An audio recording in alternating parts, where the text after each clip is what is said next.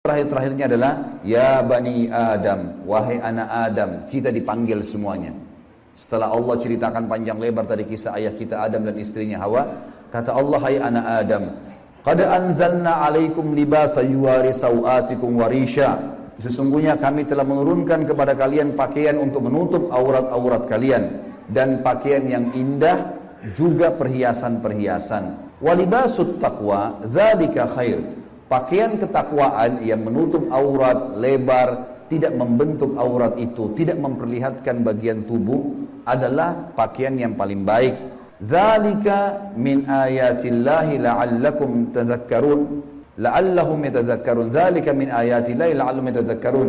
Itulah ayat-ayat dari Allah, mudah-mudahan mereka mengingatnya, anak cucu Adam. Wa ya bani Adam, wahai anak-anak Adam, ya bani Adam, la yaftinannakumus syaitan. Ini peringatan Allah kepada kita semua. Jangan sampai syaitan menipu kalian lagi. Kama akhraja abawaikum minal jannah. Sebagaimana dia telah berhasil mengeluarkan kedua orang tua kalian, Adam dan istrinya Hawa, dari surga. Yanzi'u anhuma libasahuma liyuriyahuma sawatihima. Yang akhirnya membuat baju keduanya terlepas. Kata ulama tafsir, godaan syaitan yang pertama, bagaimana orang terbiasa terbuka auratnya sehingga menggoda orang lain.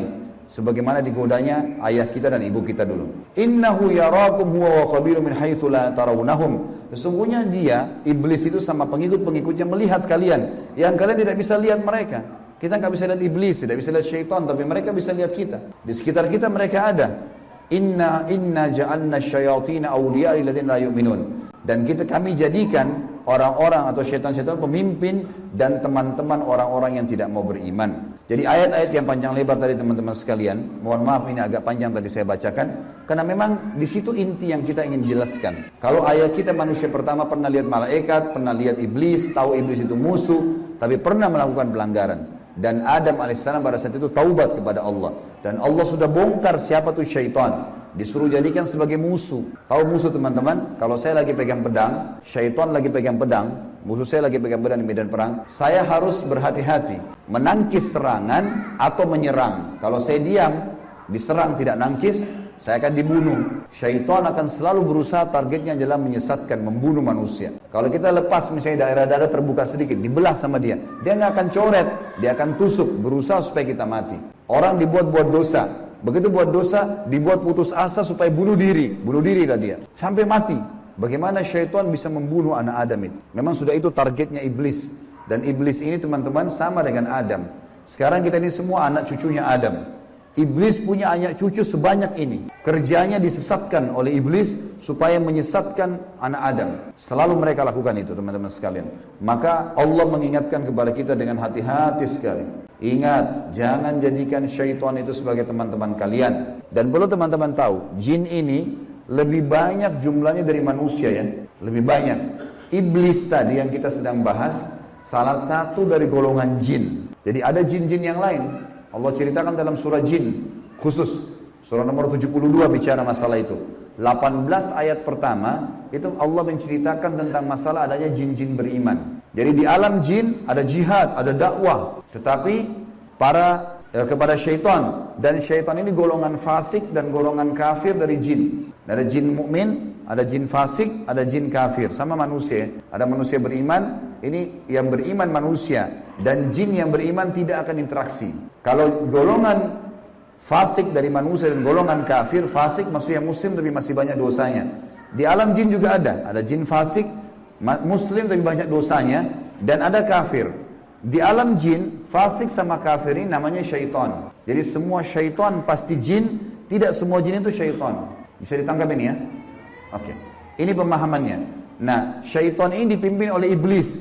Jadi iblis bukan raja jin, tapi raja syaitan. Teman-teman sekalian, semua syaitan kita disuruh jadikan musuh. Kalau datang, diusir. Kalau kita ganggu syaitan, atau syaitan ganggu kita, kalau kita diganggu oleh syaitan, maaf, bahasanya gini, kalau kita diganggu oleh syaitan, tadi saya keliru ucapinnya. Kalau kita diganggu oleh syaitan, kita harus usir. A'udzubillahi minasyaitonirrajim. Mulai ada malas ibadah, mau buat dosa, mau buat zina, a'udzubillahi minasyaitonir. Syaitan lagi datang nih godain. Saya berlindung kepada Allah dari syaitan yang rajim. Rajim itu dirajam teman-teman. Jadi kalau bahasa Indonesia terjemahan terkutuk itu sebenarnya kurang tepat itu. Tepatnya rajim itu adalah dirajam. Rajam itu malaikat ambil panah api dipanahin dia. Jadi kalau kita diganggu oleh syaitan kita bilang a'udzubillahi minasyaitonirrajim, itu Allah datangkan malaikat bunuh syaitan tuh yang sedang goda kita. Dirajam dia, dilempar dengan panah-panah api. Seperti Allah bilang dalam surah Al-Mulk, wa ja'alnaha rujuman lisyayatin. Dan kami jadikan bintang-bintang itu sebagai panah-panah untuk mematikan syaitan-syaitan. Jadi nggak boleh berteman, nggak boleh menikah, nggak boleh interaksi, nggak boleh apa-apa. Mereka punya dimensi waktu yang berbeda. Tidak boleh lintas alam. Teman-teman, kita ini manusia. Manusia sudah Allah ciptakan makanan kita. Makanan kita inilah daging, ini ayam, ada sayur-sayuran, ada buah-buahan yang kelihatan depan mata. Yang manusia bisa cocok tanam, bisa ternak, itu makanan kita. Inilah kita, inilah baju kita. Inilah penglihatan kita yang kita bisa lihat. Inilah bangunan rumah kita dan masjid kita. Ini alam kita, teman-teman. Untuk membuat manusia lain suka dengan kita simpatik, ada cara manusiawi, ya. Punya pintar dalam berbicara, punya prestasi dunia, berpendidikan kah, kaya kah, suka membantu kah, ada caranya. Jangan pindah lintas alam nih. Orang-orang yang jadi dukun, jadi peramal, jadi penyamun, ini lintas alam. Dia pergi ke jin-jin itu, minta tolong. Dan ini tidak boleh.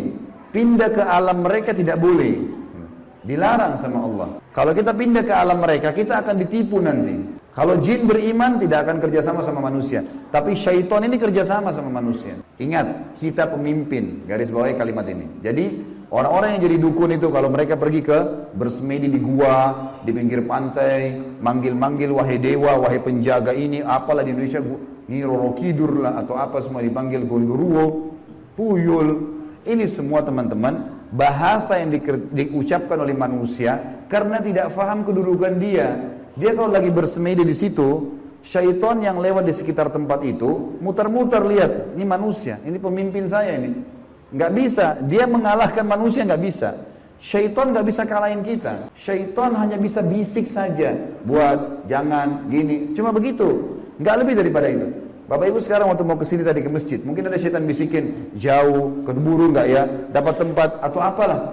Tapi Bapak Ibu tetap jalan. Syaitannya mau buat apa? Gak bisa buat apa-apa, cuma bisa bisik. Jangan gini, gitu, segala macam. Cuma itu, manusia kalau bantah, gak bisa buat apa-apa dia. Gak bisa syaitan menjelma cekik kita, enggak, kamu harus berzina. Syaitan cuma bisik, itu zina, itu perempuan, itu begini. Tapi kalau saya bilang enggak, saya gak mau. Terus syaitannya buat apa? Gak bisa buat apa-apa, lemah sekali. Allah bilang, inna kaidah syaitani kana dha'ifa. Syaitan itu lemah sekali. Kalau ada manusia yang tidak faham tentang kedudukan mereka sebagai khalifah, ditipulah oleh syaitan itu. Sama tadi orang bersemedi itu. Sebenarnya teman-teman sekalian, di muka bumi ini yang mengatur kadar udara, oksigen yang kita hirup, populasi manusia, populasi hewan-hewan, kadar panas udara, api, air, segala macam, ini ada malaikat-malaikat. Teman-teman kalau membaca surah Al-Ma'arij dan surah Al-Buruj, surah nomor 77 dan surah nomor 79. Di situ disebutkan panjang lebar tentang tugas-tugas malaikat. Jadi yang urus lautan, urus gunung, urus tumbuh-tumbuhan, semua ini malaikat, makhluknya Allah. Rukun iman kita yang kedua, kita harus yakin mereka ada. Nah, kalau ada manusia datang ke gua-gua ini, minta-minta, panggil syaitan, panggil dewa, panggil penjaga gua atau apa saja, syaitan di sekitar situ tadinya takut sama manusia ini. Makanya orang kalau bersemedi nggak pernah kurang dari 3 hari, 1 minggu, ada yang 1 bulan, ada yang bertahun-tahun bersemedi. Baru syaitannya keluarin suara tuh. Dilihat orang ini kok bodoh benar, dulu nggak makan, nggak minum. Iya, kamu mau apa? Saya mau ilmu kebal. Lihat, perhatikan syaitan tipu dia. Disuruh makan kotorannya sendiri, disuruh minum darah, disuruh ini, lintas alam lain nih.